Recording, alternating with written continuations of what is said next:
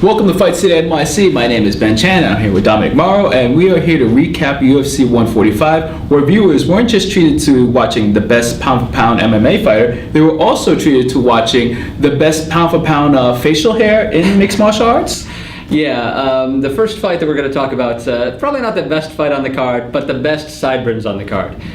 Chad Griggs, who we've renamed the Commodore, was choked out very unceremoniously by a very large, very angry, apparently only half Hawaiian, Travis Brown. Really gigantic dude, like 6'7", 250. Doesn't like pirates. Does not like pirates. No, the mutton chops, the Commodore thing, that's a good point. Brown, he weathered an early storm from Chad Griggs, who was very game, but unfortunately got knocked to the mat with some really vicious-looking knees, and then Brown slaps on the arm triangle like right afterwards, and geometry is not the Commodore's forte. Definitely not. He was flopping around. He just the legs were all over the place, but no legs needed to get out of the arm triangle. I don't know what those were, but the Commodore set sails for brighter waters in his next fight, hopefully. Yeah, and still, I don't get to see a guy try to tickle his way out of a submission. Next time. I want to see that. If you are a mixed martial arts fighter and you have tickled your way out of submission, I want to know about this. Always. Yes. So let's start talking about some of the real fights on the card. Yes. Let's start with Mark Bocek defeating John Alessio. Yeah, last week I said that both of these guys were skilled grapplers, and we could see one of two things would happen. We'd get a really good grappling exhibition with some good scrambles and everything, and we did see that in the first round for like 30 seconds. And then the other thing that I said would happen happened. The shitty kickboxing match between two guys who really, should be wrestling around. Now, that was mostly Alessio's doing. I mean, Bocek dragged the fight to the ground a number of times, and Alessio just kept standing back up. He had a lot of respect for Bocek's ground game, which I thought that he should, but I thought Alessio, handled himself pretty well on the ground. I mean, maybe he thought it was closer than I did on the ground, but then the fans were treated to, 15 minutes of really low work rate kickboxing. So, but it was followed by the fight of the night when yes. we had Eddie Yeagan defeating Mark Dominic. Yeah, this was a crazy fight. I mean, Dominic got busted up in the first two rounds, and Yeagan got busted up in the last two rounds. I mean, the second round was kind of up for grabs, but what do you say about this? I mean, Dominic, he's a very technical, plodding fighter. I thought he would do a lot more, try a lot more ground and pound than he actually ended up doing. But Yeagan, this guy, he's just a brawler with just dynamite in his hands. I mean, he was throwing just punches with bad intentions the entire night, and those leg kicks. Vicious stuff. I mean, Dominic to hang in the fight was impressive enough, but then to come back, and Dominic just dominated that third round, due in no small part to the fact that Yeagan gassed completely. Whether it's that's going to be an ongoing issue with him, or whether he thought he had Dominic finished at one point and just went all out. The broken nose probably played a part of that. The broken nose, yeah. I mean, that was just disgusting. That was a lot of definitely the bloodiest fight of the night, yes. But also fight of the night. I mean, anytime you're on a fight card with the two McDonald kids and John Jones and Rashad Evans, and you still get fight of the night, you did something right for at least half the fight. I mean, Dominic, the first half, he probably wants to forget that half. But. Mm-hmm. And then we had a passing of the torch fight between a up-and-coming fighter and a longtime veteran. We had Michael McDonald defeating Miguel Torres. Yeah, I feel really bad for Torres. I mean, he's been a legend. He's been around the bantamweight division for years. 17 fight winning streak, 19 fight winning streak, and yet he's 4-4 in the last 3 years. I mean, it's not been a good run for him recently. I didn't think he really made that many mistakes. He looked great. I mean, he was countering well. He was slipping punches. His footwork was good. He controlled the distance very well.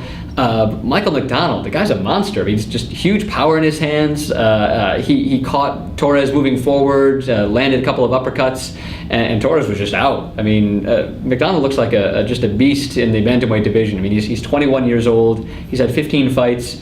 Only 2 of those fights have even gone to the third round. I mean, the guy is really exciting to watch. And his after-fight celebration, pizza and soda, that's what he wanted to, or pizza and ice cream, excuse me. That's what he was excited to do after the fight. I mean, Miguel Torres got beat up by a fetus. What's up with this?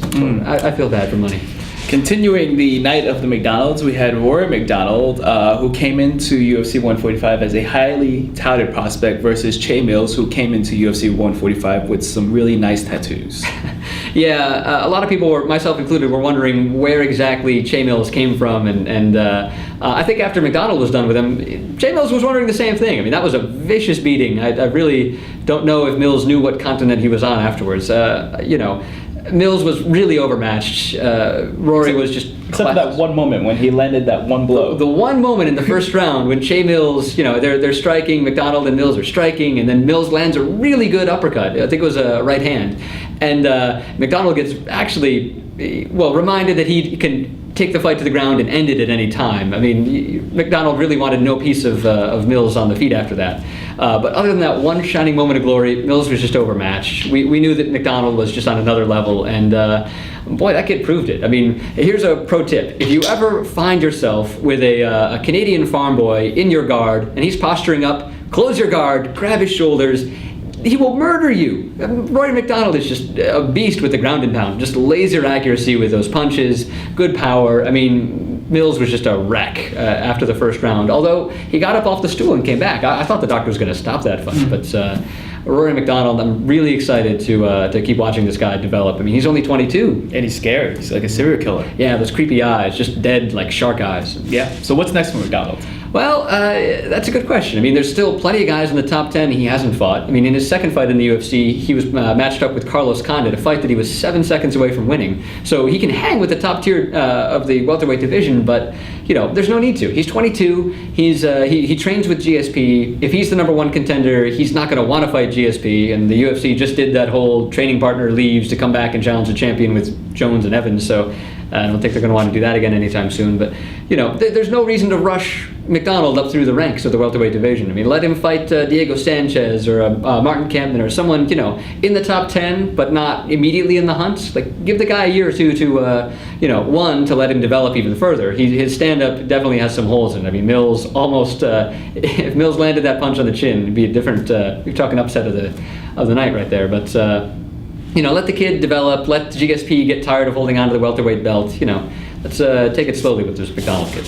And then in the main event, we had John Bones Jones versus Sugar Rashad Evans. Yeah. There's good news and there's bad news. The good news is that it is possible to spend 25 minutes in the cage with John Jones and not get knocked out or submitted. The bad news is there still doesn't seem to be a way to beat him. I mean, Rashad, he gave it a really good shot. He looked a lot better than anyone else in the ring, except maybe Machida in the very first round of that fight. But Rashad landed more shots on Jones than I think Machida, Shogun, and Rampage combined. I mean, Rashad did a great job, but he was just flummoxed with the distance, the reach, the jab, the leg kicks. Those weird standing elbows from the patty cake position or whatever the hell you call this thing. Jones just comes up with these inventive strikes. I mean, he's got, the really orthodox jab. He's got the leg kicks, really straightforward ways to keep the distance. But then he's got those weird elbows from the standing position. I mean, Rashad never got it really into a rhythm with his striking. He landed that head kick. He landed a good overhand right to start the third round. But he was never able to take Jones down. No. I mean, his takedowns were stymied.